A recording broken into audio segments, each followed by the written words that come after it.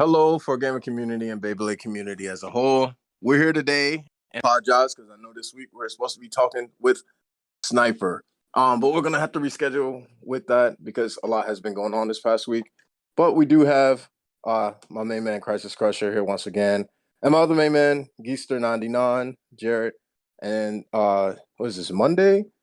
So it's the day right after we both had our tournaments. So it was the four gaming, the circuit up in Maryland, as well as my tournament, Show Me Rock in Raleigh, North Carolina. So it's just going to be pretty much an open discussion about Beyblade and how the tournaments went, as well as just the tournament scene. So hope you enjoy. How y'all feeling? I know y'all said talked to you a little bit earlier. Was you good? Yeah, I'm good. All right, so I want to. I'll probably say mine. I'll discuss mine first because I know y'all's is way more in depth.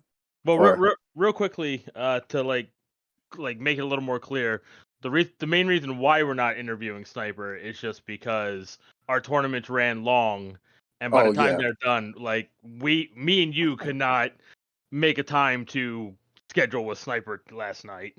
Yeah. So we were gonna re-record last night, Sunday. We usually reach out about 6 p.m. because we both have busy schedules. He has a full-time job. Crisis has a full-time job. Sniper has a full-time job. And then we come home to our families. We have to spend family time, eat dinner. I'm in the Coast Guard, as you all know. So Sunday, 6 p.m., a little bit before that, we had finished the tournament. And we were literally trying to drive home as well as feed ourselves and our families. And then it just got to be too late. And yeah, so. And then, of course, tonight doesn't that conflicts with Sniper scheduling. So it does, yeah. So there's reasons to it. Thank y'all for y'all understanding, and thank you too, Mike, for shouting that out for clarity. Because I know sometimes people might think like, well, but we do. Like even right now, I'm at work. I'm at work right now, and we just finished some training. Actually, they're not finished. I stepped out because I'm able to, but I'm probably gonna go right back after this. But okay, so my event, Show Me Rock, that came from. I'm a big Hunter x Hunter fan. That's also referenced with Dark Continent, which I'm finding out not a lot of members in the Beyblade community watch Hunter x Hunter, or have seen it or even see the references. But anyways, so the event, it started off with like there was 18 people signed up, and then 8 people showed up, and it was like 11:50. And I always have my itinerary. I always say up there, if you don't show up by the tournament start time, then it may make you ineligible to play. And I just put that because y'all know, like when you start challenge, it's and the tournament starts, like you can't add any people, Yeah. So that's why I always say that. But what ended up happening, there was 8 people, and then I did my announcements, and then a couple more people showed up, and I hadn't started yet. And I typically will add people when they come. I don't like turning people away because, especially if it's a kid, it's their first tournament, their parents drove them. I don't want to tilt the parents and then they never bring their kids back. Sometimes it's needed though, like if it's too late and I'm like, I'm sorry, But anyways, start off with 8 people. We're gonna do round robin. And then a couple more people showed up. We got up to about 12, 13 people. So I was still gonna do round robin, but just a block round robin. And then more people showed up. So we ended up having 18 people. So we did Swiss. So that was a little bit hectic because it just seemed like people kept rolling in. But once we got the tournament going, it was me and my eldest son, FG Spriggan, Quincy, and we were judging. We ran 2 stadiums. It was hot. I'm gonna write up a tournament report. We were in the shade, but it was still hot out there, and everything went well. And we played in the DB Stadium. I sent Mike. I sent it to the Facebook group. I used attack yesterday, and it was nice. I got a KO. I also got KO myself too, but it was a lot of fun, man. We had a dad. He came from Atlanta.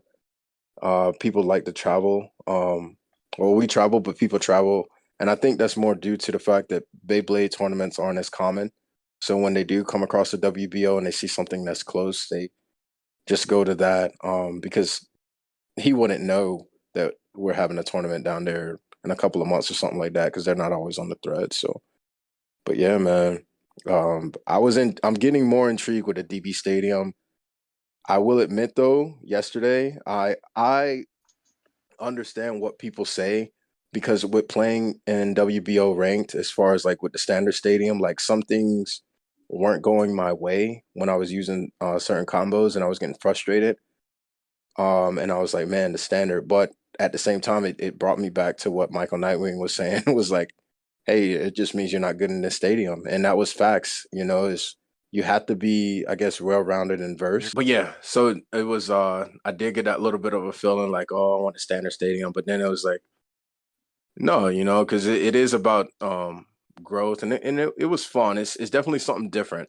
But a lot of things that I saw yesterday, it is with a lot of long styles and textile combos, and I was using an aggressive driver. It was exceed exceed dash plus Z on my rage combo, and I found out I like using rage a whole lot more than guilty for attack. Um, Rage just it to me it does better, or at least it did better in that stadium. Um, but I also got KO'd myself, and I took third. My son took first, and default noob is me. He took second. And the guy that came up from Atlanta, he took fourth. But it was a fun tournament. Another thing I learned too, people are done with Beyblades as prizes. They rather have like store credit or percentages off or gift cards and get what they want. So Yeah. people people don't want Beyblades unless it's like something like a new future release and they can get it for free. But yeah, they don't want Beyblades as prizes at all. But yeah. So for your event, was it 3v3 or was it like single bay or something like that? 3v3. It was 3v3 in the first stage and 5v5 for finals, which yeah, thanks for asking me that. So for the finals, because I honestly forgot that I have so many rules to keep up with, the WBO rules and then the FGC rules, Michael Nightwings when I go to his events. So I forgot I had 5v5 as finals and like I really forgot. Like I had the tournament bracket set up and I was going and then one of the competitors came up to me and was like, we need five. And I was like, is that what it says? So um I had to rush and make two more combos and I threw together like Archer Hercules with a level chip and a round with Universe. And it worked though. Um it did get me some points and that also got me when I quick made the rage combo also. I will say though that I like 3v3 more. Um, and I think that's more beneficial because of the lack of parts that we have here. Like when we look at Japan and stuff, like they have way easier access to Beyblades. Like our Hasbro is their Takartomi. So they can just go to Target or Walmart or something like that and just pick it up versus us. We can't, we got to order it online and wait a little bit. So everyone that was in the top 8 had the parts, but you could see them not being as, I won't say meta, but not as like everybody didn't have like 5 DB bays or 5 efficient combos. They were kind of like what I just said, like something thrown together.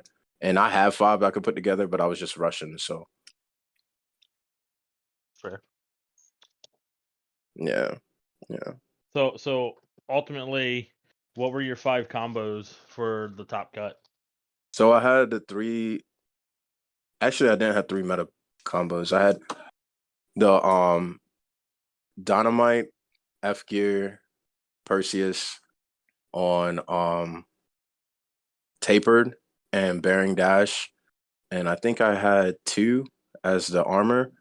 And then I had Vanish Fafnir with Longinus Chip or Longinus Core, 6 as the armor, Over and High Extend Plus. And then I had Master Master Spriggan with Will and Drift because we're able to do the opposite spin. Yeah, the mode change, which I lost. I lost when I did the mode change. I only mode change once because I was lucky enough in all my matches to be matched up against someone in they had a right spinning Beyblade, and I won all of those. But when I mode changed to right in the finals, he had high extend plus. I can't remember what the Bay was. And I lost. I lost an opposite spin in the DB Stadium. Oh, I remember what made me mad, and I was like, man, it was making me think of the standard stadium. So in the DB Stadium, because y'all know like the bowl is like so concaved. Yeah.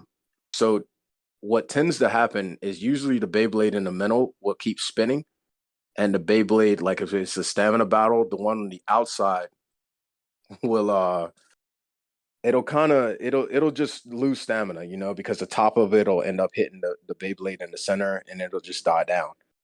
But that didn't happen so much yesterday, especially it didn't happen with Greatest Raphael, and it didn't happen with Prominence either, because they're so thick and so high. So what would happen, there would be a Beyblade, my Beyblade would be in the center, and there'd be a Beyblade spinning around it. And it really worked well when you had bearing, because bearing has those slopes on the side. So what would happen, the Beyblade in the center would die. But since the Beyblade that was on the outside, it was still spinning around. When it falls to the center, it doesn't necessarily just fall. It keeps rotating, and it's rotating in this direction. So I was like daydreaming of Frost to be like, no, it died out. You know what I'm saying? It's rolling. It's not spinning and this and that. But I was like, where's Frost at when you need him? I would have won that. But, it was still spinning. And it was unique to see. That happened to me twice yesterday. And it adds another aspect to the game, especially with stamina matches. And at first, like when I first started playing in the DB, I thought a lot of it was luck. But the more that I play in it, I see the strategy with it. With attack, like it was just like you and Archipal said. Like I took that into consideration. Because when you launch, honestly, it is a benefit if you do launch on the ridge instead of launching into the bowl sometimes. Because when you launch into the ridge, especially if they're going for stamina, when you go on the ridge, it's gonna stall out for a little bit, and then go ahead. It also kind of depends on what kind of combo they're running. Like if they're running a Yeah. drift combo and you know that like they're gonna launch super hard because they can in the DB stadium. If you start out on the ridge and you're going around, that drift is gonna go up on the ridge and just keep going up And on you the ridge. pop them. Eventually you're just gonna get in there. Yep, and that's exactly what was happening. So it was like, even if you have a stamina combo that just went into the center, that is a good counter for if someone is running attack. But like you said, if you have drift or you launch hard into that stadium and you go up onto the top, that attack style Beyblade is definitely going to hit you, and it usually will knock you to the outer ring, so you're not getting back into the bowl. And then you'll end up either KOing that attack if you get lucky enough, but more chances than not that attack style Beyblade is gonna KO you. But also, even if you do launch in the center, if you launch correctly onto the bottom ridge, to where like you do that little stall out, the same as in the standard stadium. When it kind of like you launch a little hard on a rubber flat and it kind of stalls against the wall for a second, and then it does this flower pattern. Yeah. Yeah, it'll do the same thing in the DB. It'll like stall on the ridge for a second, and then as long as you angled it right, it'll dive into the bowl, and then it'll start going from side to side and eventually spin all the way around. But when it's doing those initial dives, if you can hit the other Beyblade, you'll hit it up, and it actually helps your attack Beyblade to change its direction for another attack. And I noticed that yesterday, and I was hyped to see it. 100%. Do y'all hear that yelling in the background? I don't. Okay, solid. No. All right. But yeah, that was it. And I had fun, man. I'm gonna have another FGC event here in my local city. I'm gonna try to get one of these guys to be an organizer, because I don't want to do as much traveling. Like I don't want to. It's like a 2-hour drive to Raleigh from me, so I don't want to always bounce back and forth. But I want to cater to both communities, because we did have some returning people show up. Like this dad, he has his 2 kids. I met a lot of other new bladers, and it's not like I'm obligated, like I have to do it, but I don't like I have a tournament now and then I don't come back for another 6 months or whatever. So to keep them engaged and the community grow, and then I'm like, hey, y'all can get an organizer and y'all can host yourselves. But we'll get there, hopefully. I'm sure you will. Yeah. Thanks, bro. I appreciate that good word. Well, I All mean, right. we're Go ahead. definitely definitely you're doing a big part, and I'm just a side guy trying to help, but we're definitely trying to grow the communities as a whole, and I think it's going pretty well, to be 100% honest with you. Yeah, you're not a side guy, bro. You doing your thing up there. Um, I'm the side guy yeah. of 4 gaming. That's the key. Oh, oh, yeah. I was referring to the Beyblade community as a whole, but with the FGC events, yeah, I am trying to build some of that, and also I try not to like scare people, but sometimes like when I talk, I think I do because I give the kids tips because they'll come up with their Beyblades like 3v3 you don't show your Beyblades, Yeah, you have yeah, your order. they stay hidden. Huh? They stay hidden. It's Yeah, secret. they stay hidden, they stay secret, and they would keep them like outside of the box, like the boxes you made for us, and then Yeah. they would have them behind them so you couldn't see. But then I'll be like, okay, get your first Beyblades ready, and then like one kid, like a younger kid, he will automatically just pick his Beyblade up, show it. Like if his opponent wanted to like be what's the That word, guy. conniving or deceitful, yeah, like they could have just picked out of order or pick randomly just to counter that. So I Yeah. tell them like, hey, like we do have the rules, and the judge usually is paying or should be paying attention and Right. know the order, because I would catch a couple people. I was like, no, I would That, ask them like, show me 1, 2, 3, and they would do that. So I was like, you have to use your number one. But at Dark Continent and things like that, like it's gonna be a lot of people. You won't be able to. I mean, you'll have judges there, but it's like pretty much keep your Beyblade hidden until your opponent reveals theirs. Like y'all reveal them at the same time. Um, yeah, I know it's harder for little kids, but it like if is. if you're older or anything, it's easy, like, because you can normally just hold the bay in your hand like face down to where they can't see it, and then you Yep. just flip your hand when you both are ready. Yeah, and that's what I would do. And I know when I did my match, I'd be like 1, 2, 3, and I tell the kids. When I was talking about scaring them though, I was like, because I tell them like when you go to WBO events or when we have some here like Dark Continent, because still doing WBO events because I know it draws in the rank crowd as well. But Right. like with the FGC, I would say those are more like casual, at least right now. And then I end up doing more teaching than competing. But yeah, I let them know like, hey, like these are the strategies and these are the things you need to do. Try to explain to them um why they lost and let them know about like some good combos because a lot of these kids have really good bays and but their combos may not be legit or their launch style may not be legit yet. But this is also some of their first tournaments, or they're just getting into the scene. So I think it's good. Like the guy that came from Atlanta, he did really well. Like he placed fourth. Um, and it was good that he had his first tournament like unranked, so he didn't get to see like some of the cutthroatness of it. Um, but I was like, when you come back, because he said he's coming to Dark Continent, I was like, like, and I wasn't trying to make WBO rank sound like a scary thing, but it's like, you want to keep your stuff hidden. You want to, because it's competitive. I guess that's the best word I can say is it's not necessarily cutthroat, but you have to be tactical with everything you do. You can't walk around like, hey, yeah, I'm running blah blah blah on this and that, because everybody will just counter that easily because a lot of people have knowledge within the It's WBO. Andy. Shout out to my boy Andy, who goes around and does that all the time. He says what he's running. Yes, he spilled the beans of what Jared was running at a Dragon Ball event once. Oh, He literally like was throwing my whole side deck out there before the event started. Yeah, what? He Jared was got just trying to have frustrated. conversation and was just telling too much. Yeah, Because yeah.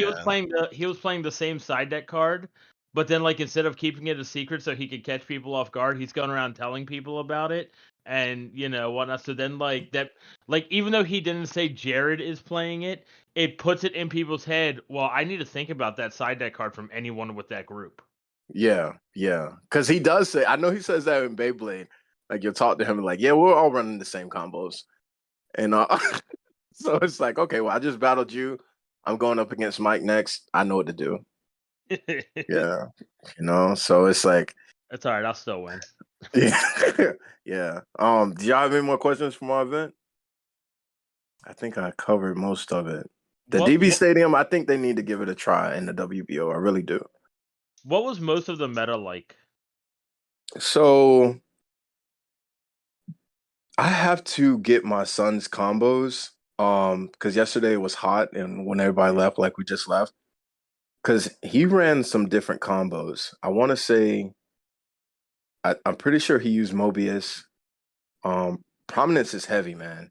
Atomic is heavy. Like defense style drivers is our best because they can still work like stamina in that stadium, and because they're so round and big, it's harder to get them up on the ridge. Like bearing was pretty easy because it's just on a point. So if you hit bearing up, it's a lot easier to knock it around, versus just having something that's kind of like a ball and it just wants to stay in the center. It's not going to move as much. That's why I used that universe combo with Hercules.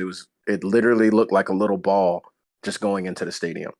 So the meta was it was still the same meta that's in the WBO. But that was more so because a lot of the players were newer. But like I said, like I use Universe. I saw a lot of Atomic being used. Prominence, I think Prominence did the best. My Vanish combo. It really wasn't winning a lot. It would win. But like I said, like when when the Beyblade sits around on the outside, Vanish, it seemed like it was getting stuck with the rubber when it was on the middle. So it would get stuck and just die out, and like Prominence or whatever that was on outside or Greatest Raphael would beat it. The only time I won with my Vanish, I had to put it in high mode and defense mode for the opposite spin because it was high enough that way it was when it was sitting in the center. Um, it would push the other Beyblade on the outside down a little bit more. But if they had went to high mode, I probably would have lost too.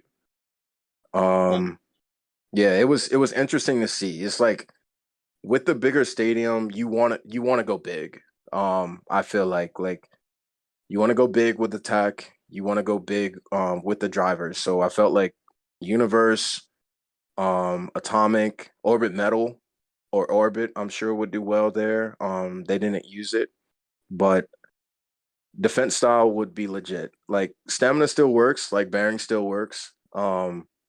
But I feel like bearing would get smashed even with an opposite spin of like Atomic, and that has happened before because my son uses Atomic. Opposite spin, I've lost using a Baron combo. Yeah, and High Extend Plus is also legit. High Extend Plus is like the best driver out in either stadium. Yeah. Baron was doing some work for me yesterday. Yeah, I imagine, man. I imagine y'all have 50 people. Yeah. Yeah. I want to touch on this before y'all hop in. So I was talking to a friend of mine.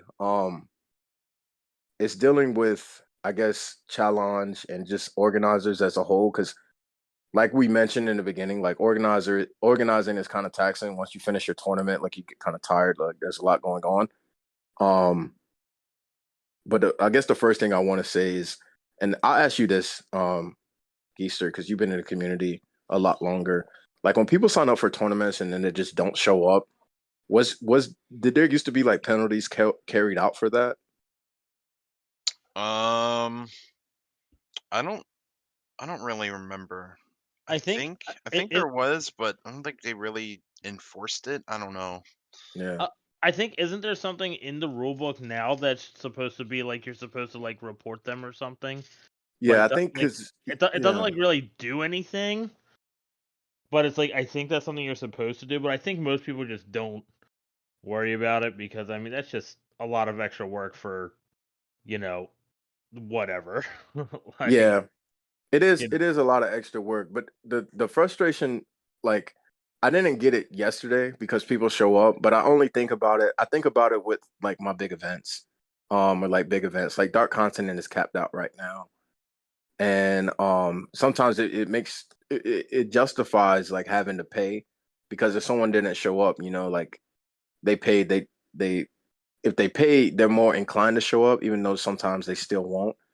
But it sucks, like because I was telling people yesterday, I was like, yeah, it's filled, but still come out because people don't show up, because there was all 18 of the participants were willing and ready to come, and plus they live local to the area, so it's like I know you show up.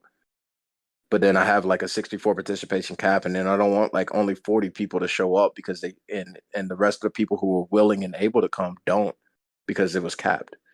Um, and sometimes I do think about like not super penalizing people, but it's like, man, I get it. Like sometimes life happens and I understand that. Like you can't show up and things like that. But it's like if it's repetitive to where you're just signing up for every event and then it's like, oh no, you're not coming. I feel like something Yeah, should happen. so like I'm gonna give a quick example of that, like not to like kind of like put my man out there like that, but Artemore Blader, like he signs up Yeah. for every single one of our tournaments just about, and then almost never shows up. Yeah. And it's upsetting because it's like, well, that space could be there for somebody else.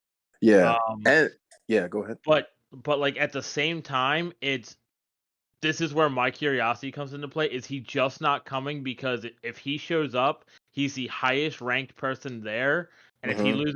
if he loses even one match, there goes his points. Yeah.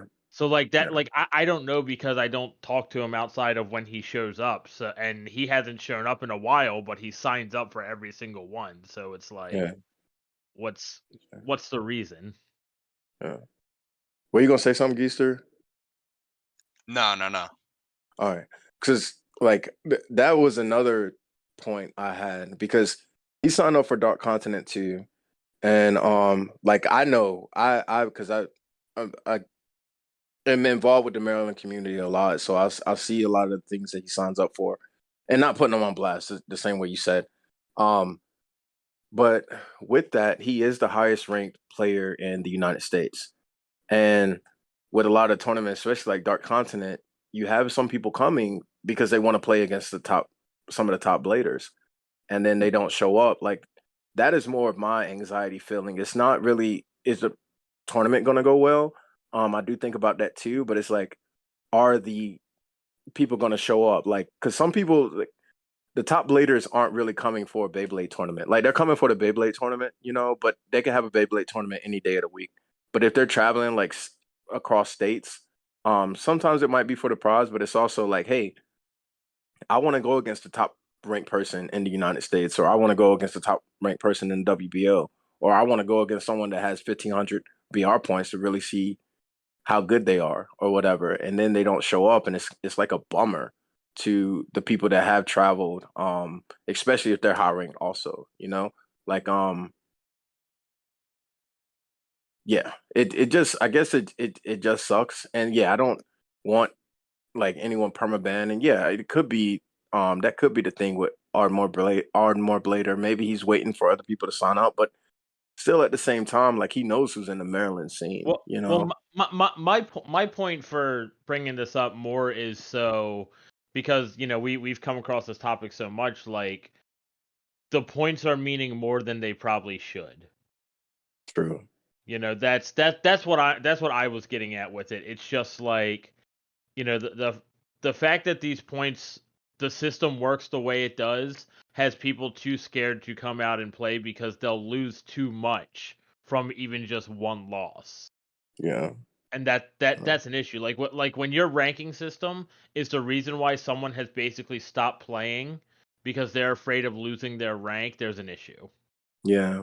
That's actually pretty heavy. I know even when there was a state clash, like Florida versus North Carolina, some people were going to a couple of tournaments and then they stopped competing because they were worried about just losing BR, because it does get to a point, and this isn't, I'm not saying that it's justified that people skip out on tournaments or stop playing, but when you work hard to get that rank and you enjoy the game and things like that, but then you risk losing it on like by default, like Easter, you said it several times.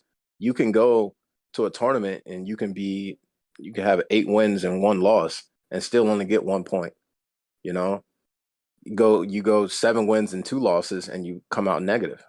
You know, um, and that does suck and that can be discouraging. But I know that's on the topic of how our rank is, but it is kind of sad. That does suck in that aspect. Well, see, this comes into a conversation when we talked with Shindog, and it's like Shindog said, in order for it all to work out, you have to get as many people in your area high in rank first. Yeah. Like that like that's the key. Like that's why it's good that even though they lose sometimes, we have Geetster, we have the Supreme One, Yami, Baymaster. We have all these people that are in our area that come up, and even though right now they're losing, and they're losing a lot. Well, not that they're losing, but they're losing a lot of points from just losing like one match. Hmm. Eventually, these points are all gonna cycle through, and we're all gonna get to around the same ranking.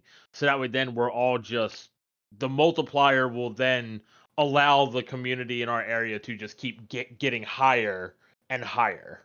Yeah. Rather than people going down. That's true. They will find a balance or like a common ground. And I think that's going to work out regardless because, I mean, even the top 5, they're all in Canada. And that's from their community continuing to play with each other. So they share points, not literally, but just from them competing. When they lose to each other, they don't lose that much. When they win against each other, they don't gain as much, but they're able to stay on the same common ground. So I guess, but that also They're able takes, to stay positive. Yeah. yeah, Like that but that's, that's the point. Like eventually it gets to a point where everyone in your area is around the same rank, so that it doesn't matter if you lose 2 matches and win your other 3, even if you don't make it in the top cut at that point, you still go positive. yeah. But yeah, but that also speaks on the fact though of people coming out though, like Right. they have to come out because if they stop, like let's say the top rank, like right now, like if you were like, or you or Right. Well, Geester was like, I ain't that's playing no more. right. Well, that's the point. Like Artemore, if he's not coming out because of points, his points aren't going into the giant pool of people that we have here to make the pool bigger, to Hmm. help it out. Like, yeah, he might go down 4 rank spots for a little bit, but then if like next thing you know, most of our community being like Geetster, him, TSO, Yami, Baymaster, Alan Schaefer, Kirito, Max Rod, Garishi, if all of us end up getting close to the same rank because of all these points, like if Artemore goes from being what number is he? Like fourth, fifth? I think he's He's six, Okay. six. So if Ardmore goes from 6th down to 15th after a couple tournaments, but that brings the players that we have that are in like the 80s and 90s up to the 30 area, Hmm. like eventually we're all going to meet like in the middle and then we're all going to start just moving up at the same time together. That's true. Um, especially y'all get, well, you're hosting monthly, Right. but if someone else is doing the same, or I know TSO does classic, but yeah, it'll definitely get y'all up there pretty quick. Um, yeah, yeah, that would be dope. I want to do that for my area. Um, I know I'm having an FGC event. I gotta see. I talked to the guys because I was gonna have it in the standard stadium.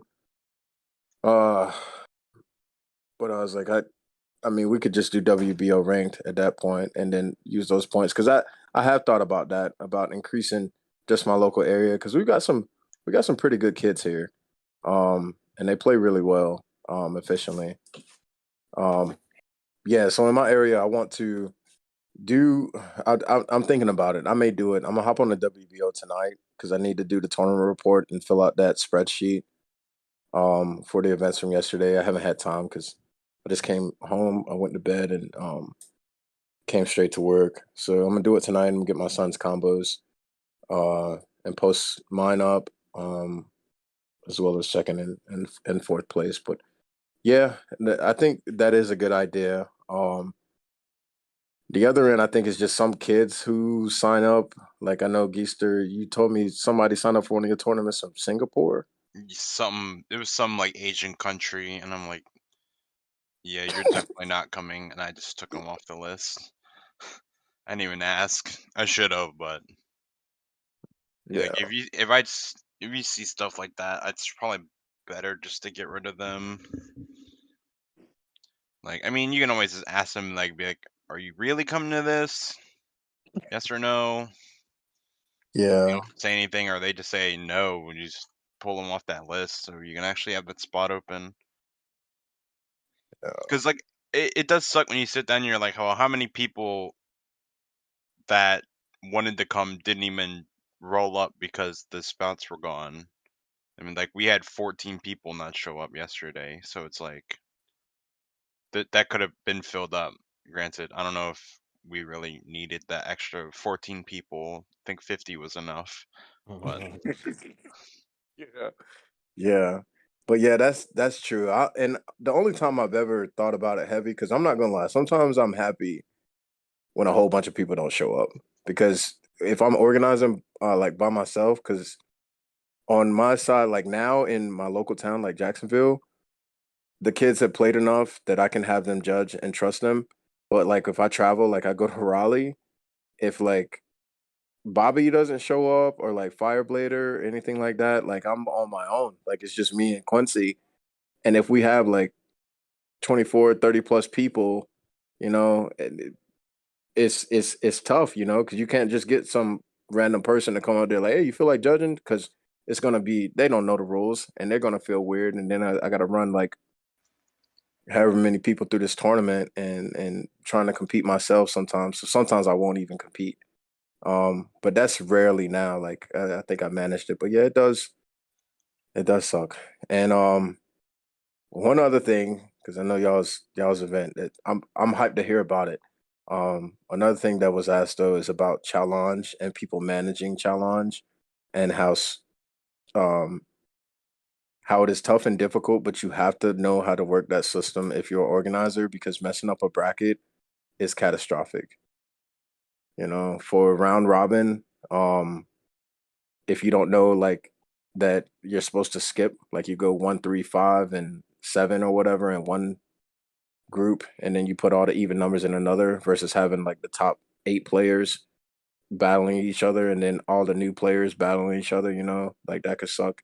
Also, if like Swiss, you put in the wrong match and not knowing how to read like Buchholz and stuff like that for the tiebreakers, um, that's an issue. So I am thankful to have like both of y'all that I can refer to um, whenever I have any issues or questions, because I have heard in several communities about like organizers like messing up and then like just kind of destroying a whole tournament because it's voided. Yeah. We had in a situation like that up in New York. We came pretty close to like having to like actually Oh, just end that yeah. tournament. That was so awful. Yeah. What happened? Go ahead. All right, so that was you're talking about y'all Yeah, dodo or yeah, yeah. yeah. So I guess this kid had just recently became an organizer just to host this tournament because this was going to be like his farewell tournament. He was quitting the game. Hmm. And so like his tournament was basically him bringing as many people as he could up there to play one quick tournament and then try to sell off all of his stuff that he had. Yeah. So that was his main goal there. You could just tell that. He set up the tournament and he was doing everything, and then we're calling out matches. We get like, well, how many matches would you say we went through, Jared? Maybe like 30 or 35. It was a lot. Yeah, we got through like 35 different matches, and then next thing we know, like me and Jared look at the challenge, and Jared realizes instantly this isn't in bracket, and we had like 16 people or something like that. What was it, Swiss? No, it was round robin, but regular round robin. It wasn't block round robin. Oh, oh man, that's a long day. Yeah, so we completely stopped the tournament. Jared contacted who'd you contact? Shindog? Shindog, yeah. He contacted Shindog. He's like, "What do we do?" And Shindog's like, "Your best bet is basically to restart the tournament." Yeah. So, and this was a whole big issue because we were then getting into this debate where it's like, well, if we restart the tournament and I already played Jared, but I lost, but what happens now if I win? That's just like really upsetting for Jared. Like that's not fair. He already played me and beat me. Yeah, yeah. So at first we were debating, well, any of the matches that happened that actually end up supposed to happen, do we just Mm-hmm. already count those as their wins or whatever? And eventually, like the debating was taking too long to where we just realized we might as well just say whatever and just start it over and just it is what it is. And Yeah, at that point, that's when me, Jared, and Alan Schaefer took over the tournament. And yeah, Sniper was there with us. And we just yeah. took over and started running it. So we actually ended up becoming the hosts for that For tournament. that event. Yeah. I could see that happening. Like that's I guess kind of amplifies what I just said, like how I reach out to y'all. I know what I'm doing now, but the same way y'all reached out to Shindog and was like, "Yo, what's up? What's up with this?" Because you do run into issues. You run into issues that happen, and it's like, it's good to have that support and stuff like that because it is stressful, man. Um, because it sucks. Like you think like y'all don't live in New York to drive that far up and then for nothing. Well, I mean, yeah, you're playing Beyblade, but you're going there to get some points and get some rank and to have legit fun, not to be stressed out because like things weren't organized correctly. I mean, shout out to y'all, Dodo. I don't know him personally.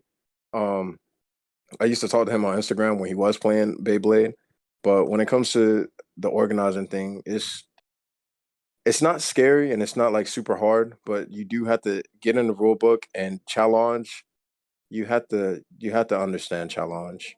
Um, I think that's a big deal, but that's just me. Um, on to that. Take it away, Mike, Jarrett. All right. So first, real quickly, the biggest shout out to my man Jared here for basically being the co-host for this tournament. Solid.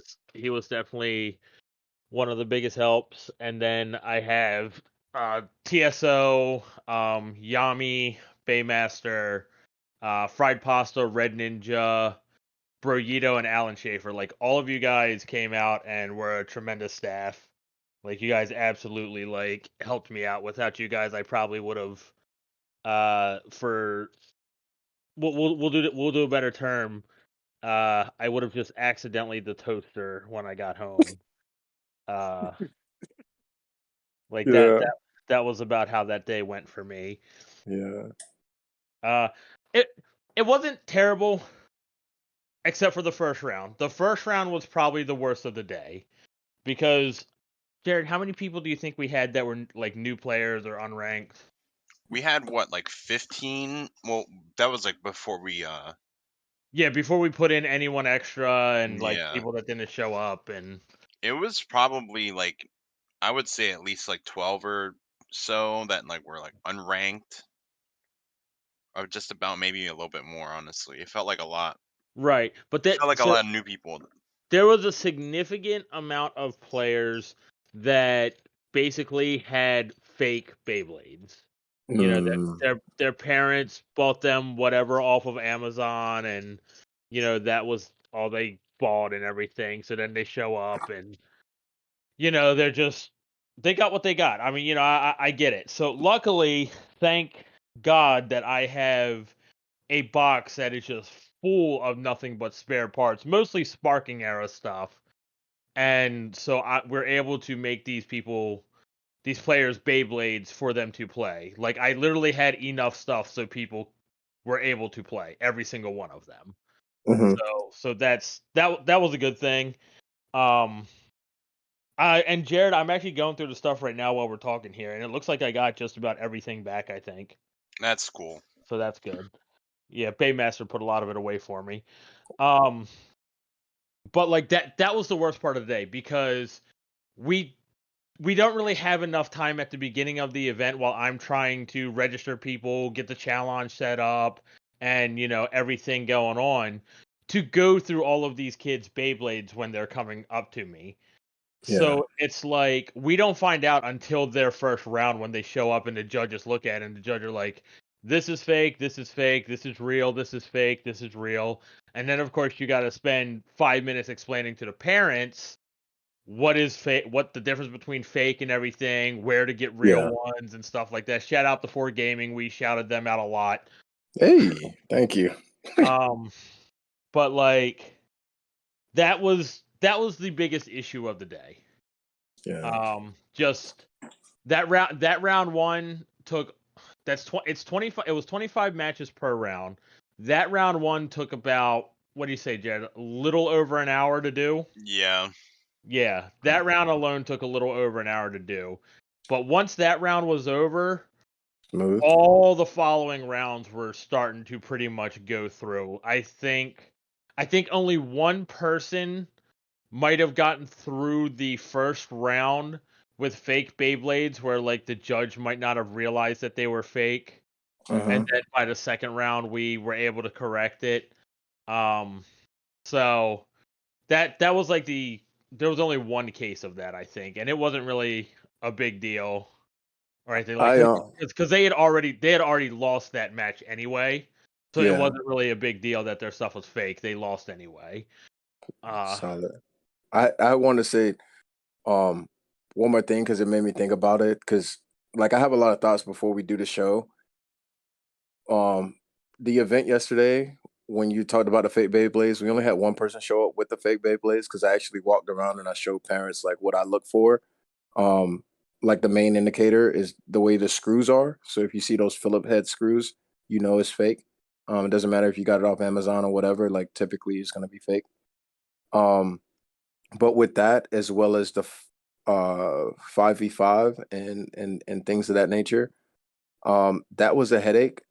So when we talked to Kay, and I know like a lot of the things with people having enough Beyblades and things like that, when it comes to events that you're hosting on your own and newer communities, I found it really tough yesterday trying to manage it, because I can give people my parts.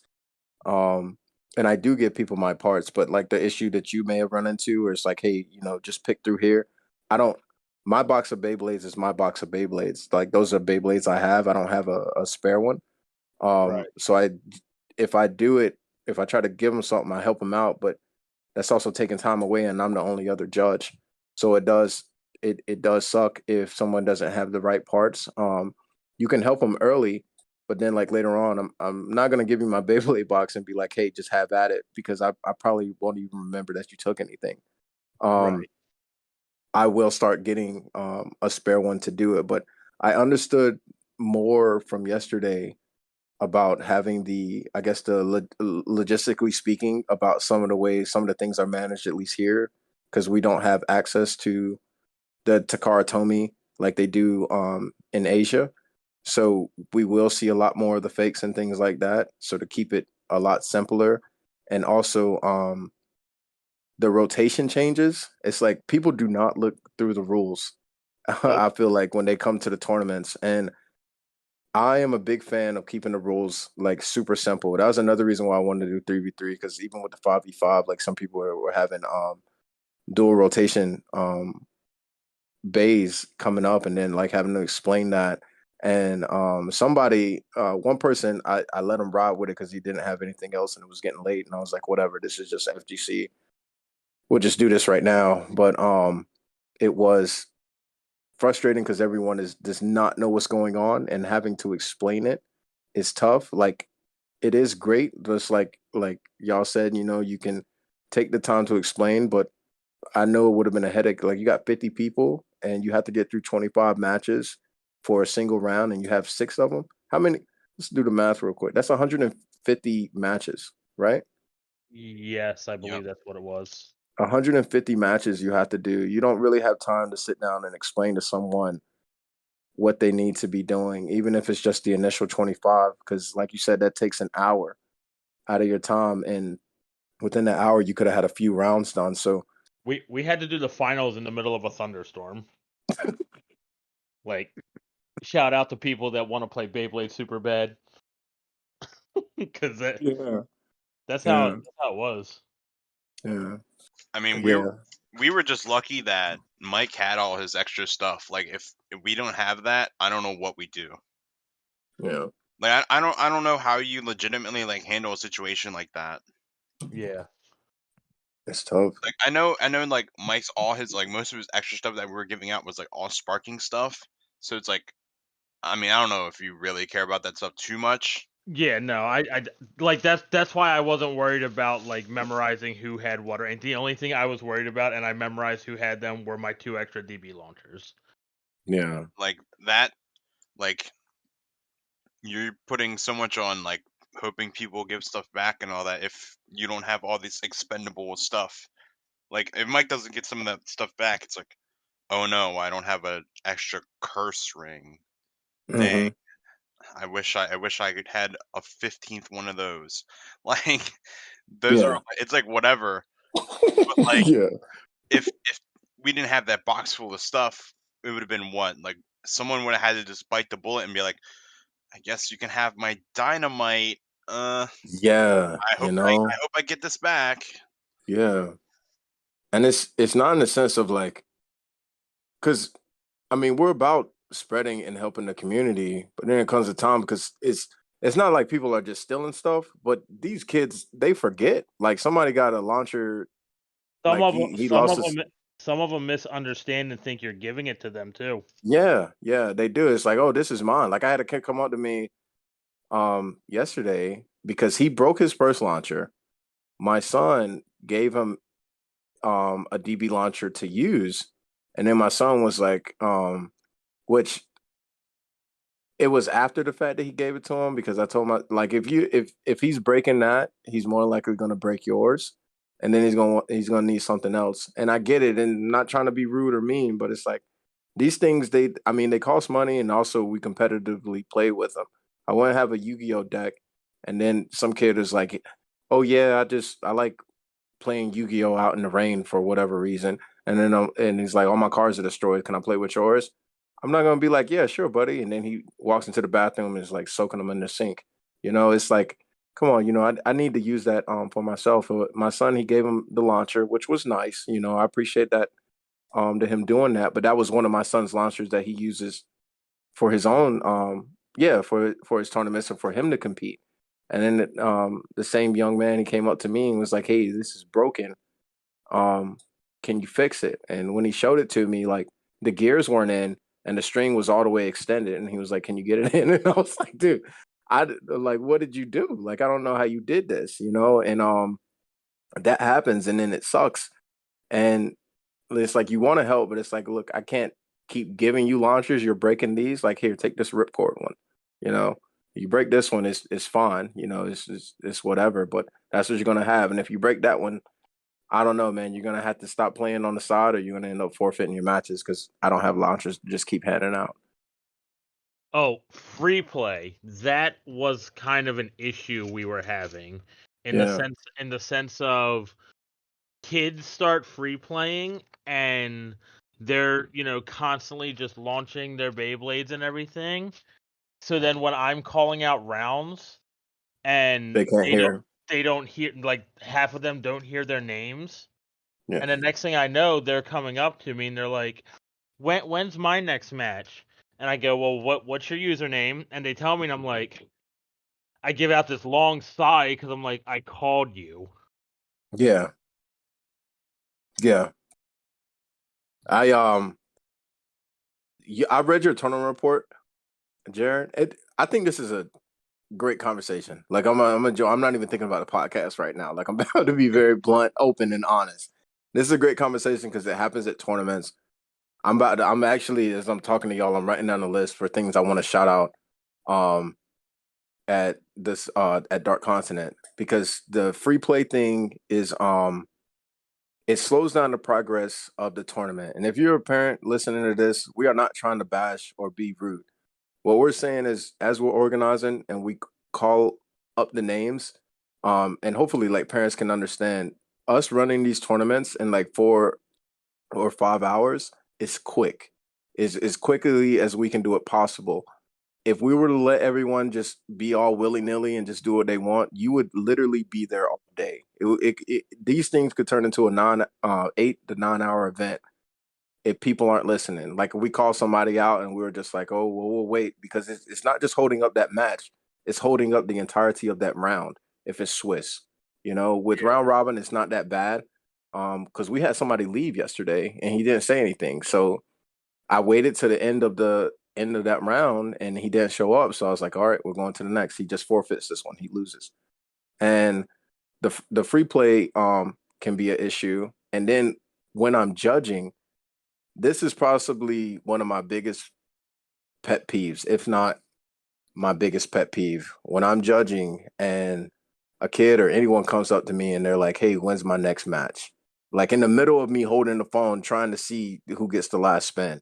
Um, and I'm like, I don't know your name, and then it's like, and I'm not about to look it up right now. I'm using my phone to record, and then I'll go into challenge, and try to see, but it's like all those little things, they may sound like little things, but it's like you're taking away. So I usually do shout out to be like, listen for your name to be called. Please do not come up to the judges and ask them questions, because that it stalls things. And it's like, look, man, I'm trying to pay attention. Um, One more thing. I know I keep cutting y'all off from talking about y'all event. I tried something yesterday and I had a heck of a lot of fun with it. And I don't know if it was just the DV stadium. My phone was about to die because I was using it as a hotspot for my laptop. So I stopped recording and I just focused on the bays.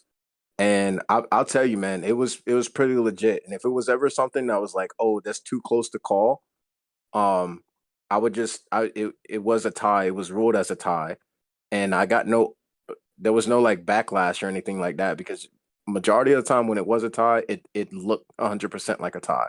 And with those last little spins, like I don't stare at a single Beyblade. I kind of look at the whole thing, and I don't know. It felt way different, and I think it'll only be good if you judge a lot, or if you have judged a lot, or you're comfortable with doing it. But not using the phone was way easier for me than when I was trying to record. Um, I think that's Jared, something. Yeah. Jared, you want to take this one, buddy? Um. Because of your nice experience. Oh yeah, that's right. We did have that happen. So I had to judge around. Like for most of the day, I was just like off to the side, like just like watching stuff, making sure people doing stuff right and all that. But I had one round where I was judging, and I was like recording it, but I even with my eye, I knew it was a tie. But I'm like, I just go, let me check. I checked the round, and I'm like, yep, it was a tie. But Hmm. like this whole time, it was like this guy and his friend. He's like, at the beginning of the match, they're like, can I record this match? I'm like, yeah, it's fine. You can record it. I'm just sitting there, and they're like, of course, his friend sees that it was close, so he's going through the footage, and he's like sitting there trying to say, oh, this one won or whatever. He's like, what are you gonna say? What are you gonna say? And I'm like just sitting there trying to ignore him, Yeah. and Yeah. then I just go tie. I'm like, and they're like, oh, Yeah. and then of course they Yeah. redo it, and the one that was the side that was complaining lost after they redid it, Hmm. Yeah. and then so the match is over, they lose, and then it was like in the middle of like what, like the next round. It was like halfway through the next round, right, Mike? Yeah.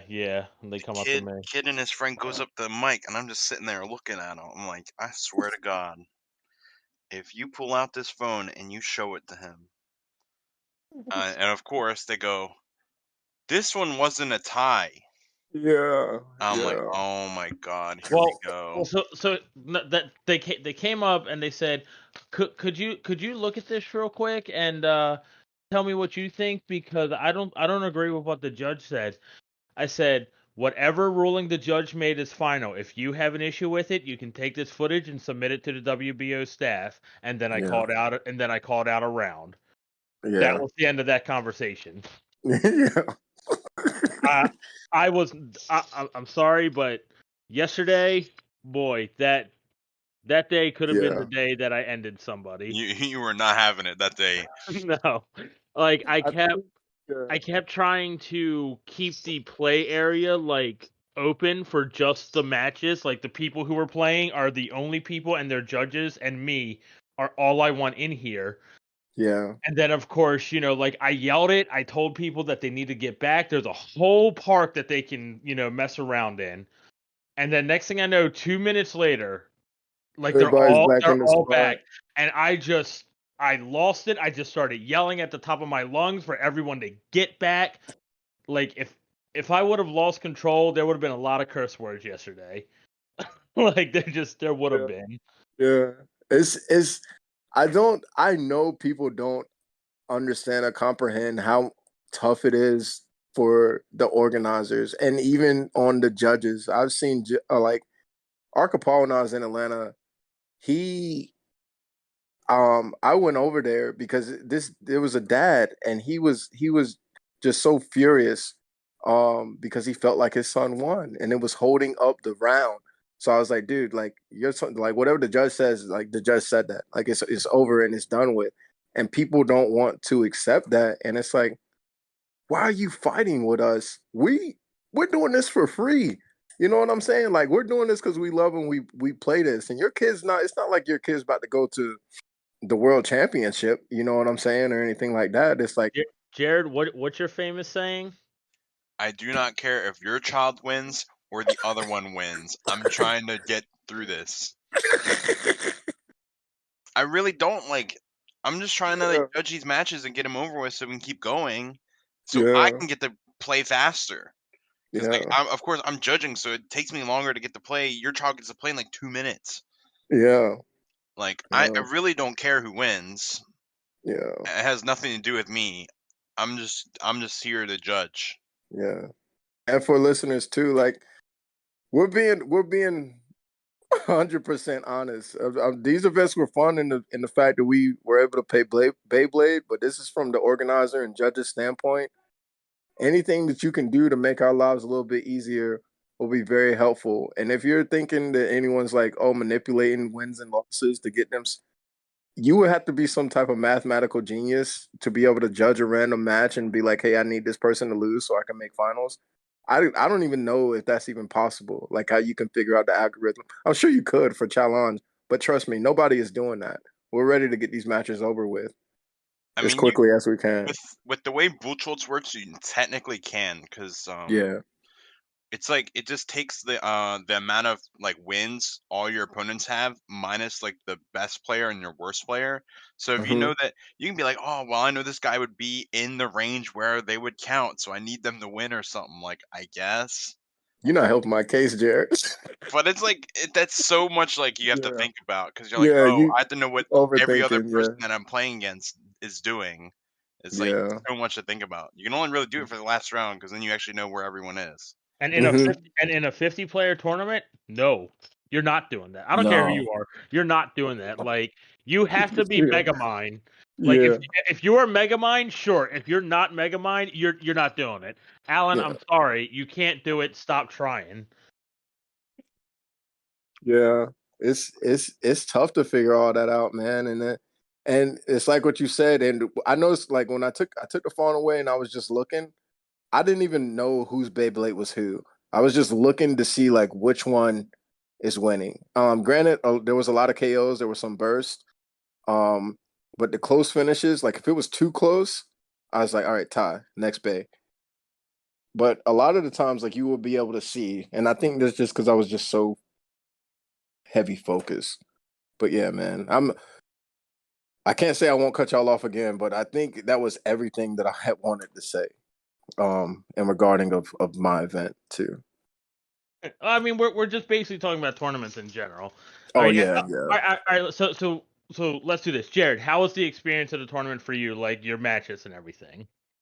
I mean, my matches are pretty like they're pretty like run of the mill like for burst standard right now.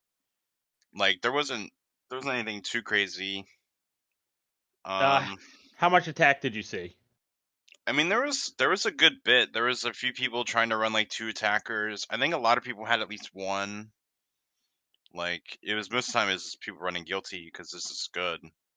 Like, there's Right. some people using ultimate. I still doesn't change my opinion on that layer not being the greatest. Didn't really do well. But Yeah. I mean, like you still had like the normal dynamite and like vanish that most Combos. people were using and all that. Yeah. Yeah, that was pretty much the average of it. What place you coming, Jared? Third. What? How was Top Cut? Top Cut was fine, and except for like the rain. I'm trying to rush to get out of there because of it.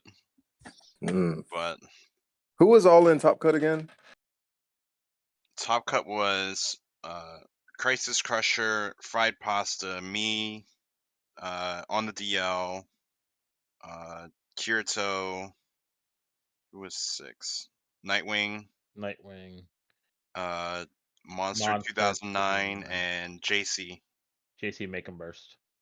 Nice. JC Make 'em Burst got it in through a three-way round robin between him, Yami, and Blade Kid. Nice. Yeah. Nice. I went completely undefeated through the whole day. That's sick, bro. I'm happy for you. So like the first 3 rounds of the tournament, because through the entire time of testing and everything and trying to think what I wanted to play for this, me and Jared both had this conversation. We were both up in the air between using like Guilty on Giga and Extreme Dash, or using Astral on Giga and regular bearing. Like, just having the second bearing. And because I was at such a toss up and I knew it would be 6 rounds because we were having probably more than 32 people. I just decided for the first half I was going to use one, and for the next half I was going to use the other. So the first half I used Guilty just because I'm not the best with attack. I'm still getting used to it. So I figured the early rounds is where Guilty's probably the best. Just because, like, I know with my ranking, I'm probably not going to play against too many, like, strong players right off the bat. So I used that for the first 3 rounds, and it did fine. I mean, I think 2 of the rounds it scored a point, 1 of the rounds it lost a point. And then after that, I swapped to the Astral combo, and from there, like, me losing points was almost non-existent. Like honestly, the triple stamina was just insane. So what? Your rank is about to should shoot up, right? Well, luckily, I literally lost no points. So yeah, that's the one thing I'm happy about. I lost no points. Yeah. But I mean, for the most part, like I had a conversation with someone this morning. I'm not gonna throw their name out there, but like we were talking about Maryland Bladers and attack and whatnot, and I really tried to explain to him, because once I got into like the 5th and 6th round, because I played like Fried Pasta in one of them, and then in the Top Cut, there was plenty of attack that I had to go against, but it's just I launch completely different against an attack blade than I do like another stamina bay or anything. And the person I was talking to was trying to tell me that, you can't really do much to launch differently to defend against attack, and that's completely wrong. Like there is plenty you can do to make sure you're not about to get beepoed by an attack type. I mean, it's true. And then like they wanted to compare it to Metal Fight, and unfortunately I'm just like, Metal Fight, while as it's still Beyblade, it's also a different game. It's a different, yeah. Like the physics are entirely different. Not entirely, but they are different. For me, coming from Burst, when I went to try to play Metal Fight, like, let's take for example the launchers. The dynamite launchers have so much torque to them compared to the LR string launcher for Metal Fight, that like I felt like I was going to break my LR Metal Fight launcher every time I launched it. So then, like, playing with, like, I don't feel like I'm going to break the dynamite launchers. You know what I mean? So it's like the bays are heavier. Physics works differently with stuff like weight and everything. Yeah. It's not going to be the exact same. It'll be similar. Yes, it will be similar, but it is not going to be the exact same. plus the stadium themselves between Metal Fight and Burst are completely different. So like I can really defend better in the Burst standard stadium than I could in a Metal Fight stadium. Yeah, I was going to say that the stadiums it's like probably the biggest thing. Yeah, like it is. it's so much harder, I feel, to make your opponent end up tornado stalling against you in the BB10 for Metal Fight, just because of the slope is deeper than Right. the BO9. The BO9 is almost flat, it feels like to me. Mm-hmm. That like curve is so like, I don't know. It's just like Non-existent. it's barely there. Like it's there just enough. Like that was like Yeah. the biggest thing for me when I was going like between Metal Fight and Burst. So I had to like relearn the angle for attacking. Mm-hmm. It's like, for if you do the same launch you would for Metal Fight into the Burst Standard Stadium, you're banking way too hard. Yeah. And Yeah. your combos is gonna either sit on the ridge too long, or it's gonna slip off and you're just gonna go in the pocket. Yeah. It's just it's not the same like at all. So and that's the thing, like, because when I was talking with him earlier, I was explaining to him that whenever I'm talking, like, I think this is one of the big things too, that like a lot of the players that play attack, they also like classic and Metal Fight. And what they don't Mm-hmm. understand is attack in those formats is completely different than attack in standard. Yeah. The Like, whole reason classic, or I feel like it was made, was to cater to attack, or to make I think things more balanced to where everything has a little bit of a say. But when you're playing with everything, it's not like that. You have, because they banned stuff in classic, right? They ban it yeah, because it's too good Yep. or whatever. Yeah. We don't right. have that. You have a ban list and stuff like that. It's not like they're saying, okay, here is everything from this generation is allowed. Like, this generation of bursts is allowed and nothing after it. It's like, okay, all this from here is allowed, plus a little bit of this from the next generation, and then also these are not allowed from the generation. So like they try to balance it out, which is fine. I mean, that is a completely fine and good thing to do. I think that's healthy for a format. Mm-hmm. Um, but when you have something like just straight up burst standard, like where you can use every single part, I mean, things are completely different than those formats. You literally cannot compare them, but that's what people try to do. They try to compare these formats, and you just can't. Yeah. Like, and then you've got people that sit at home and they launch their stamina Beyblade in the center on the center of the base stadium, and then they launch their attack type at the perfect angle where 99% of the time they're going to get the KO because they're not going against another human being launching their Beyblade differently. 100%. So then they're thinking this attack combo is great when in reality it's garbage. It's not, because you already have a target. If you aiming it right at the target, like, yeah, you're gonna hit it. But if you were to aim it like not in the center and against the wall, so you're not popped out into a pocket, Right. probably be a little bit better. Right. Like, I feel like that's where like a lot of like people like attack enthusiast. it's not even the attack enthusiasts, because like I'm pretty sure it's like everyone knows that Guilty's is good. Right. Like that's just like common knowledge at this point. Guilty is just good for attack, regardless of the situation. It's shown that in tournaments and in just regular testing people do at home. But like ultimate, I feel like people have like this crazy like skewed like view of the layer. Like everyone is like, yeah, ultimate's good. What do you mean there's no good right spin attacker? And I'm like, for one, it has to have the S gear on it. Otherwise, it doesn't work because it just needs that extra help from the S gear. And then whenever I watch it at tournaments, I just don't see it win. Like, it's for like the single blade formats. Anytime I've seen anyone pick ultimate, I've never seen them win ever. I've asked other people from around here, I'm like, have you ever seen ultimate win a match? No. Like no one has seen this layer win a full 3 points against anything. Yeah. Like I've seen it score like a point against like something in like a 3v3 format, and then you move on. But it's Yeah, like I've seen that too. Yeah, but it's that's what like I was gonna bring up. but it's But like yeah. over a whole tournament, how many points does Ultimate combo is scoring for you, and it's like, what is it going against? Because like you can be like, yeah, my ultimate combo went 5-0. Also played against all Hasbro with it. Like, of course it's gonna win at that point, but like, I don't know. Yeah. There's so many people that have this like view of ultimate saying it's good, and I'm like, I just don't see it. Yeah. Yeah. Yeah, man. I think that the self-testing, I I I don't do too much self-testing because I always try to get my son. Usually if I'm doing self-testing, it's because my son is upset with me or he's at school or something like that because sometimes we get too competitive in the house and we can't play with each other. Um so it at times like that, like yeah, we'll have to test by ourselves.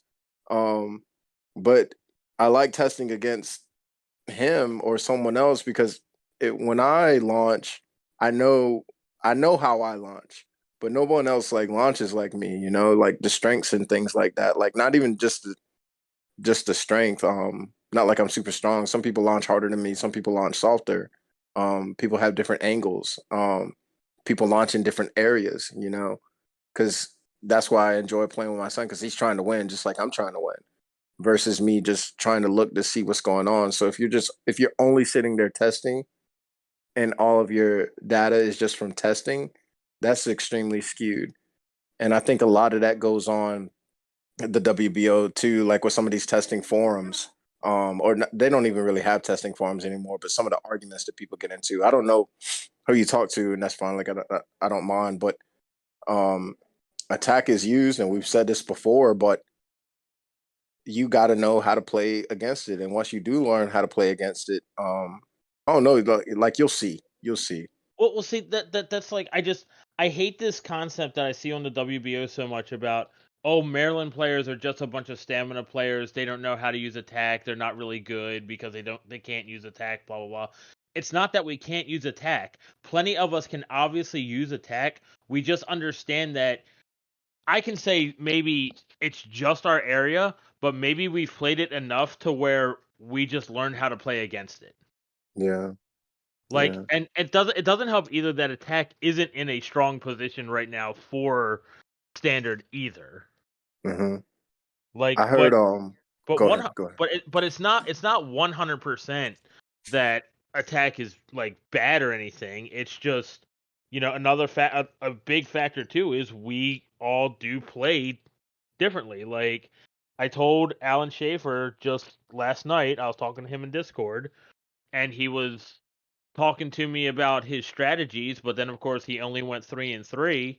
And I told him, I said, your biggest problem is you overthink before the tournament, you overthink before you're about to play your opponent, and then instead of analyzing how your opponent may have changed their launch, you're just focused on the way you have practiced and learned how to launch against yourself.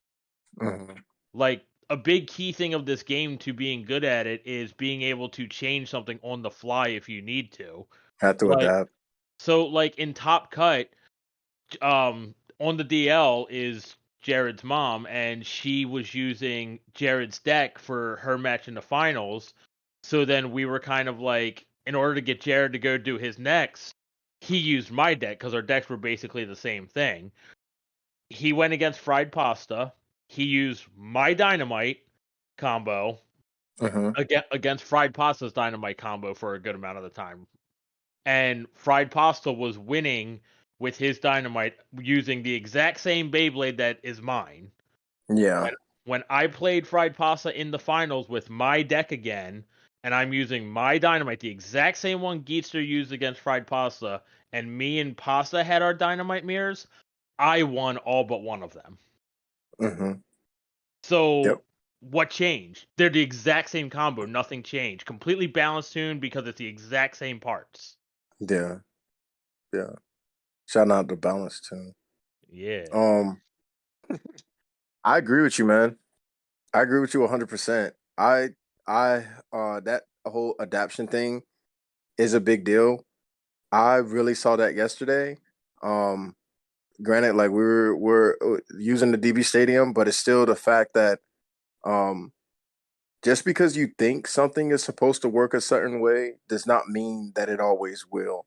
like I said, like I lost. I had a drift. I had my drift, and I wasn't launching it crazy. Like I did what I was supposed to do. But the other person, like they did. Sometimes they don't even know what they're doing. They just launch in a ridiculously good way, and you have to adapt to that.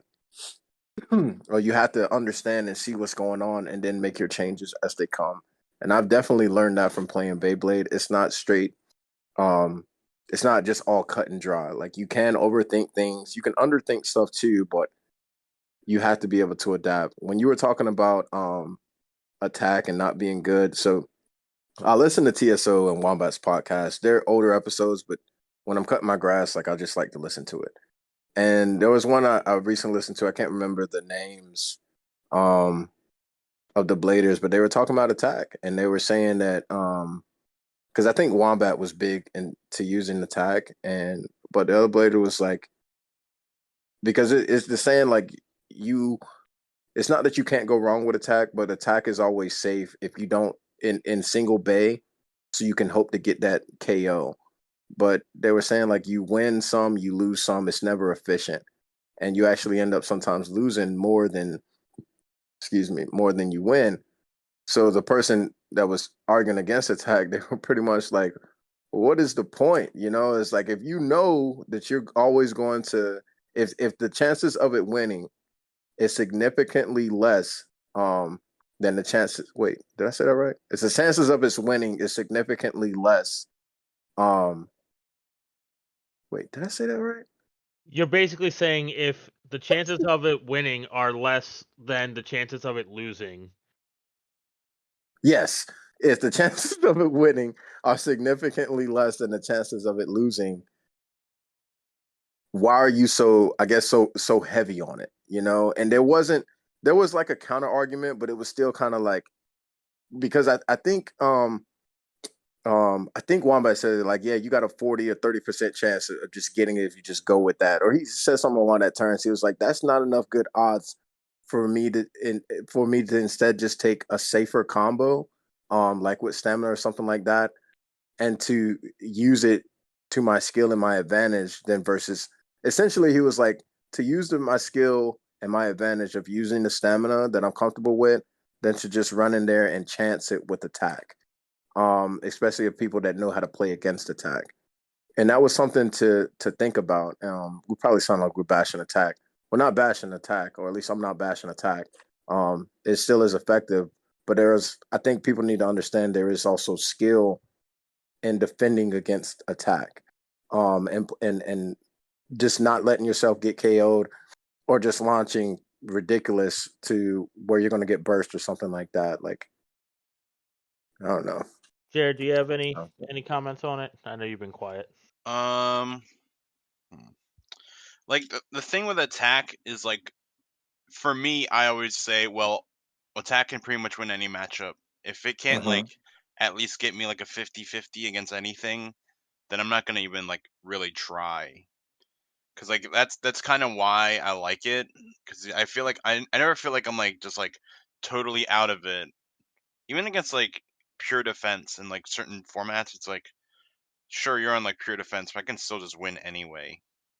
Like Yeah. it's not like you ever have that, oh, well, I just look at their combo and I lose. Like you get sometimes with like the stamina matchups or something like that.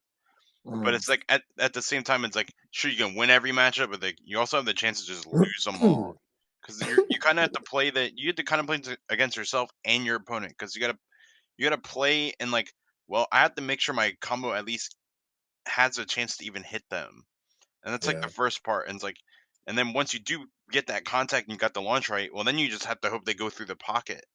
Uh-huh. It's like two different things you gotta make sure you get done to like win with the attacker. Yeah. So like Yeah. if the attack type layer that you're using just isn't consistent enough, like I've been saying about ultimate, then it's like well, what's the point? Because like now you lose that whole I can win every matchup because watching ultimate go against Vanish is like sad. Like I don't know how else to describe it. It's just sad just watching this ultimate. There's like wind up, tap the Vanish combo. The Vanish barely moves, and then the the ultimate combo just kind of just tornado stalls and dies out at the end. Like Guilty will hit something and it'll be like you just watch the other combo go across the stadium, and if they didn't go back, well, Guilty hit it again and now it's gone. Like Yeah. So then what's your opinion on defending against attack, Jared? Yo, when's this getting uploaded? This Friday. Wait, when is y'all's tournament?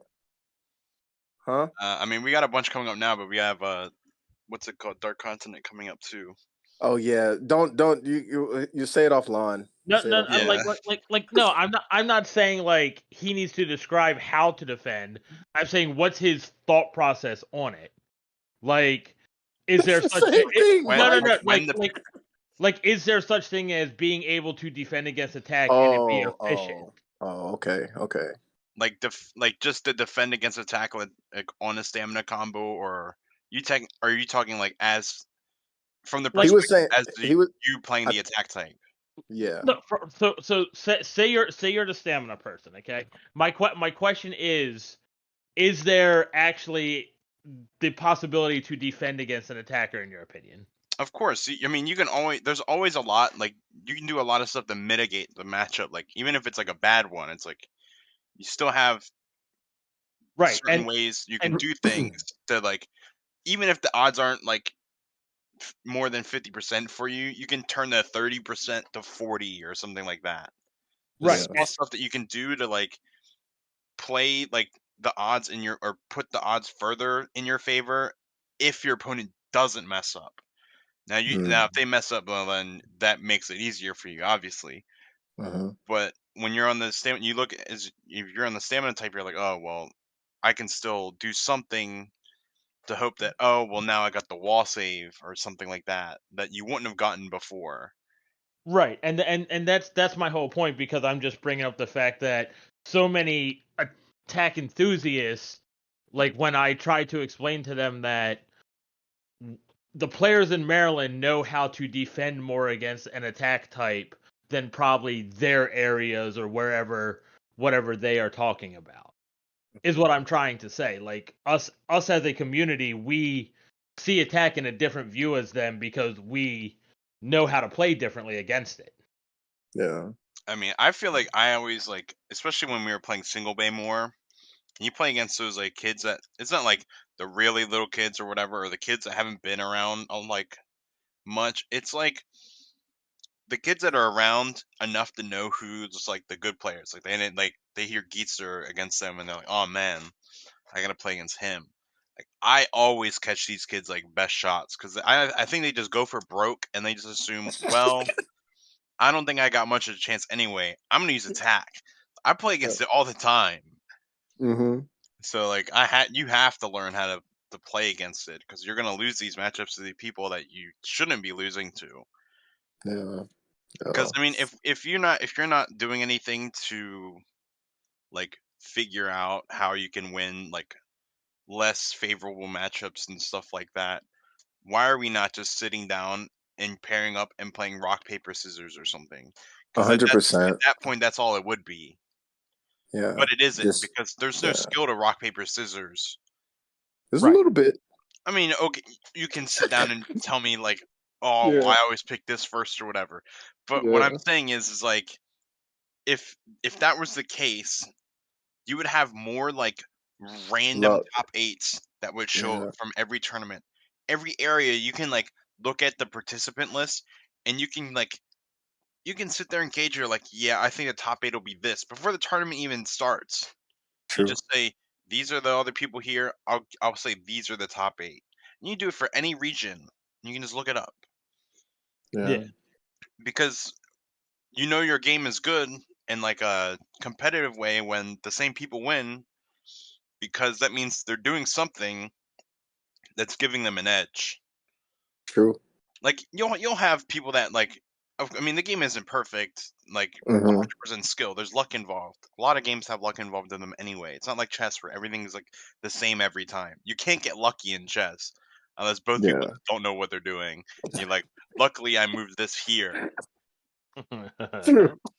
Like I didn't know I was doing something crazy, but I did. Yeah. But like for Beyblade, like you have that luck factor, and you'll have somebody get in that's like, oh, they've never got in before, or you'll have like that one person that gets in once, and they'll never get in for like another year or something crazy. And Jared you can has just chalk it up to luck or something. Jared has said it the best. The moment the Beyblade leaves the launcher, the skill all your skill has left. Like that, like all of the skill it took in your match, like turned like the luck factor began as soon as it left the launcher. Yeah.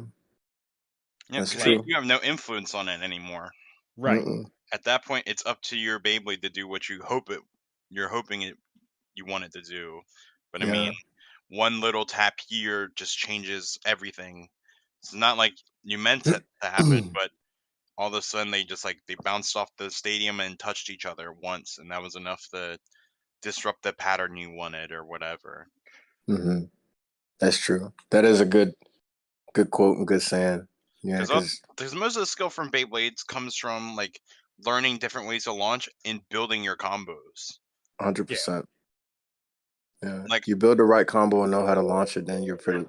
Like, I mean, I've played long enough where I don't really like play at home or anything. Like, I would go play with Mike or whatever if I'm like bored and I'm just trying to hang out. I'm not really Yeah. Bailey's like whatever. Most of like the hard part of the game for me is sitting there and like, how do I build my deck? Because like whenever I'm playing deck format, I'll like two combos. I never know what to make the third. Like Mike will watch me sit there for like 10 minutes trying to figure out the third combo, and then I'll go play deck format and I'll never use it. It's true. I think it was only the deck that we made where like not this one but the previous one. Mhm. I think it was that was the only deck where I think we both used all three combos. Yeah. Like it I mean it's just like it's a solid deck, like the deck that we were using for it. Yeah. I'm excited, man. I'm excited about. I'm just thinking. I want to. I'm ready to compete with y'all again, man. I'm excited about July. Um, yeah, what you're saying is it's very true. I'm excited for everyone to come together, and I'm still sure people will complain or they'll say whatever they want from the winning combo thread. I'll be honest though, with Dark Continent, I don't know who's going to be in the top 8.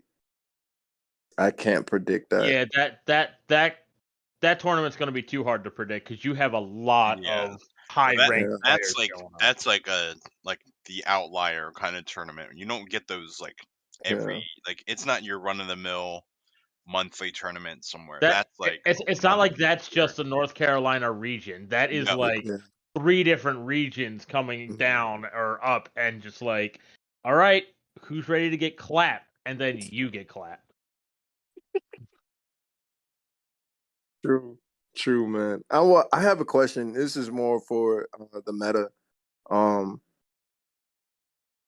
Did you already ask about the meta yesterday, or did y'all explain it? It was still just the Vanish and the Dynamite, It was or pretty much Devil. the same. So like it's pretty much Vanish, Dynamite, and Guilty are the things you see everywhere. Like no matter what throughout the day, everyone's deck had at least one of these in it. If they weren't like someone borrowing all sparking stuff from me, Yeah. like but everyone else that like if they owned a Dynamite Bay, it was one of those 3 that they had. Okay. And Now, like beyond that though, like but not everybody was running one of each of these in like just these 3 in their deck. okay. I what was I gonna say? Do y'all? I think we talked about this, Mike. I know we have, because I was using tapered and bearing with my Dynamite combo, but recently, and I don't know if it's just because me changing my launch or adjusting my launch a little bit, but I think it's way better with the over and the high extend plus. I like it more with. I don't. I was Go ahead. clapping over high extend plus with it. You were? Yes. Yeah. All right. I don't know what you're doing in this matchup. I'll have to ask you later. I'm like always. Yeah. Okay, so I will say I have a very specific way of launching Dynamite that gives me the most insane same spin that I've ever had in Dynamite Mirror. Bro, I gotta battle you. I gotta battle you. Not to cut you off, Jared, because that is what I figured. I was battling my son the other night, and this also made me too be like, man, I wish I was playing Decken finals, because with same spin, I was doing work the other. We got a battle, Mike. I Yeah, hope I never been battled you in a tournament, but I hope I can. I hope I can soon. Fried Pasta's deck combo for Dynamite was Dynamite plus F Gear Perseus over High Extend plus Dash 9, and I was clapping that boy. Like, I was just getting in them cheeks. Fried Pasta, I love you, but boy. But then Jared, like I said, Jared was losing that matchup. I think he was. I think it was like 3-1 in that matchup when me and him played. Yeah. Between those two combos. Yeah. Like, I think the end result for me and Fried Pasta, I think it was 5-2.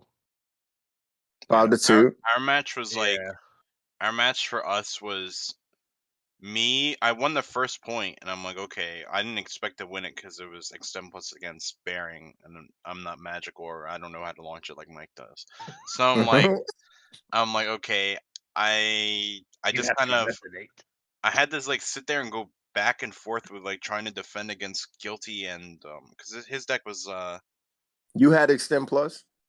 He was on Extend Plus, I was on Bearing for the Dynamite Mirror. And then he had Prominence on Drift and the Guilty Attacker. And I was on like Vanish over Extend Plus, Dynamite Taper Bearing, and like World on Drift and Left Spin.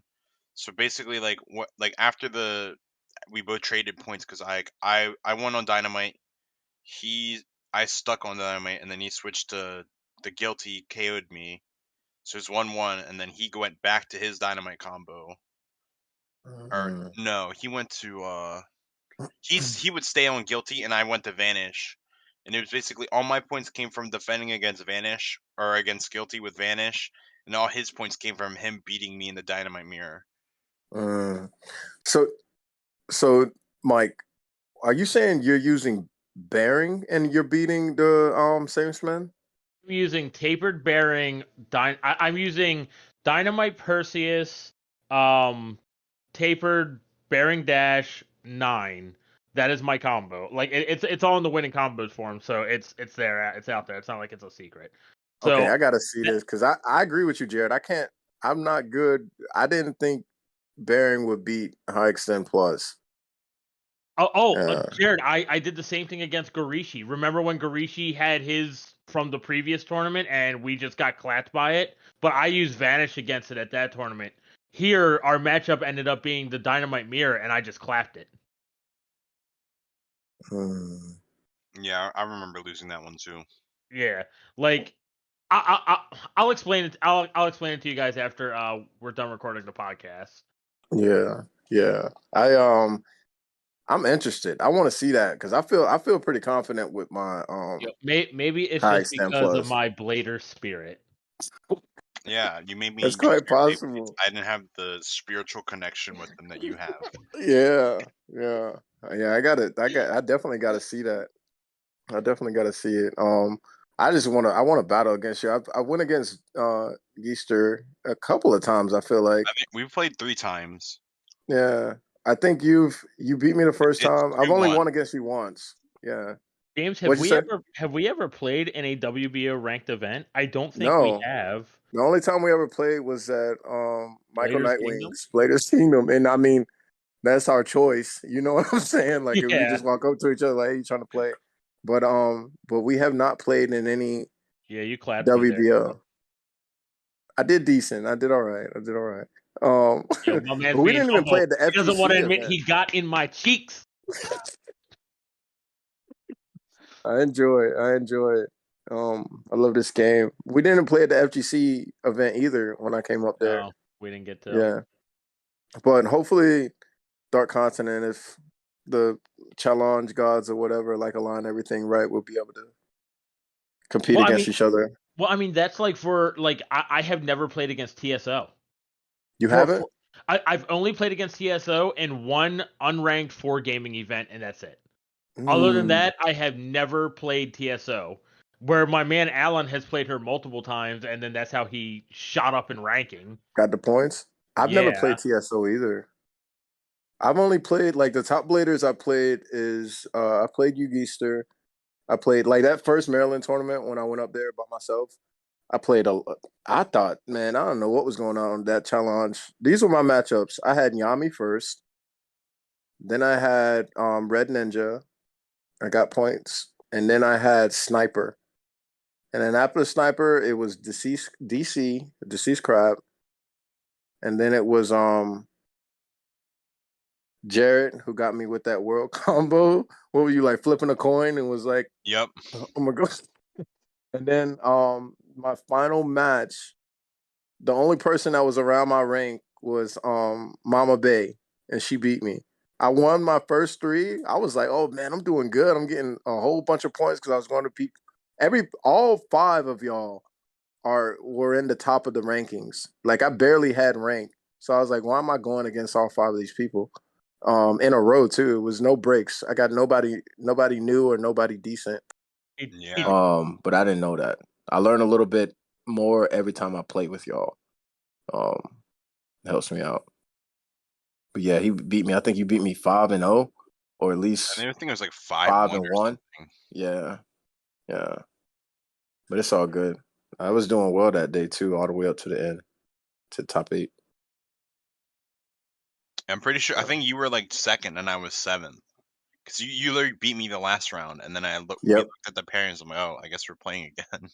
Yeah. We came back up, and then you did. Yeah, I mean, you just used your skill. You did well, and I can't remember who else was in the top 8. I think Max Rod, and I know Alan was, and who else? Fraud Pasta, because he came in first. I think whenever I make it, Garishi. Whenever I make it to finals, like Mike doesn't, and then whenever I make it to finals, I think I've only how many tournaments have I been in? I think like 2 or 3 up there with y'all or whatever. But if I make it to finals, like Mike doesn't. If Mike makes it to finals, like I'm either not there or I don't make it to finals. It's all right. So, it's all right. Dark Continent, we're playing. We'll see it happen. We'll do it. We'll stream it live. We're doing it live. Yeah, I told I think I know Nightwing's coming down. I asked him to like interview and just walk around and talk. So hopefully at that point, we'll have it. I got an in-law too. It's like my wife's cousin's husband. He has like a recording thing. So I'm gonna try to reach out to him and see if his company is willing to come out and do some streaming for us. All right. So that was our tournament experience. Yeah. And then some ranting about the metagame a little bit, and some ranting about what not to do when coming to a Beyblade tournament. Buy real parts, please. Yes, buy real parts, and do not harass the judges. If I could say anything, those are the 2 things. Man, those are definitely the biggest 2. The biggest 2. Everything will run a lot smoother if you're a parent and you're taking your kid because you just want them to shut up from asking you. Do those 2 things and you'll be solid. Or if you're hot and ready to get the finals or ready to get your matches, do those 2 things and everything will be solid. You're good. All right. Y'all have anything else? No, I think I'm good. Yeah, I'm pretty good. Solid. All right. Thank you all for listening. Continue to build your community smartly. Smartly as you can. Still get out there. It's all about education, having fun, with getting the correct parts, hosting your own tournaments and running them. If you have any questions, you can always email me at contact.us@4gaming.com or post it up on the WBO. Flood Geester's inbox. He loves questions. I'll do my best to answer them. I mean, seriously though, like if people have any questions, like if they wanted to like message you or anything, and have you like ask us, I can respond to anything. 100%. Yeah, if y'all have any questions for us regarding, like, it doesn't even have to just be the meta or the tournament, like any Beyblade topic or discussion, you can shoot those to me on my Instagram or email or whatever, and we could bring Yeah. it up there. Yeah, we could Yeah. we We could can always do a bring whole it up in a episode. yeah, we can do a whole episode of just us answering your questions. 100%. Yeah.